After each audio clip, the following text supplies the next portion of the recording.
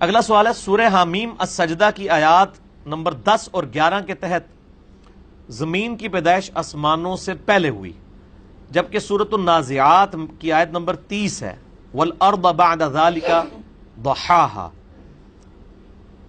اس کے تحت یہ تضاد کیوں آ رہا ہے؟ یہ تضاد نہیں ہے میرے بھائی، یہ اگلے دن ایک بھائی نے مجھے ای میل کے اوپر بھی سوال کیا تھا، میں نے ان کو جواب دیا تھا۔ سورہ حامیم السجدہ میں اللہ تعالیٰ نے یہ فرمایا کہ ہم نے آیت نمبر 10 اور 11 میں جو پچھلے درس میں ہماری گزر چکی ہیں کہ ہم نے زمین و آسمان کی پیدائش کا وہ جو 6 دن کا قرآن پاک میں جگہ جگہ آتا ہے نا، ہم نے زمین و آسمان کو فی ستۃ ایام 6 دنوں میں پیدا کیا، اس کا بریک اپ سورہ حامیم السجدہ سورہ فصیلت میں آیت نمبر 10 اور 11 میں آیا کہ 2 دن کے اندر ہم نے زمین پیدا کی، اگلے 2 دن کے اندر زمین میں اسباب رکھے، یہ 4 دن ہوئے، اور اس کے بعد اگلے 2 دن کے اندر ہم نے 7 آسمان بنائے۔ جبکہ سورۃ النازعات کی آیت نمبر 30 میں آیا کہ ہم نے زمین کو اس کے بعد رہنے کے قابل بنایا۔ زمین کی پیدائش کا ذکر نہیں ہے یہاں پہ، پیدا پہلے ہی ہو چکی تھی، ظاہر ہمیں بھی سائنٹیفکلی پتا ہے کہ بعد میں وہ ٹھنڈی ہوئی، پھر آہستہ آہستہ بارش ہوئی، پھر اس سے سبزہ ہوگا۔ رہنے کے قابل جو ہے وہ آسمانوں کی پیدائش کے بعد بنایا گیا، اسے پیدائش اور اسباب اس میں پہلے رکھ دیے گئے تھے، لہٰذا دونوں چیزوں میں کوئی تضاد موجود نہیں ہے۔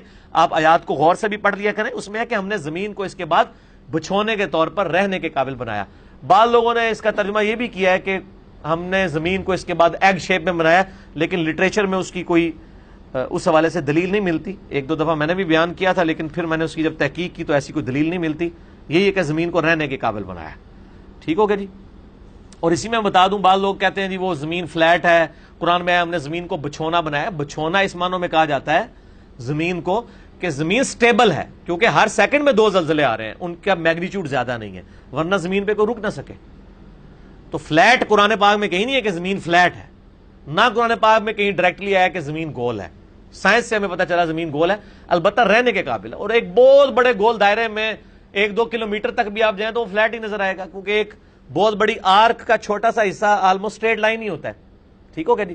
اور وہ جو سرکمفرنس 40,000 کلومیٹر کا ہے زمین کا، 40,000 کلومیٹر ہے یہ گولائی، تو اس میں 1 کلومیٹر کیا 10 کلومیٹر بھی ایک اسٹریٹ لائن ہی ہوگی۔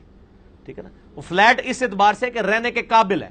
فلیٹ قرآن پاک نے یہ نہیں کہا کہ زمین بالکل چپٹی ہے، یہ قرآن پاک میں کہیں نہیں آیا، بالکل ہی غلط دعویٰ ہے۔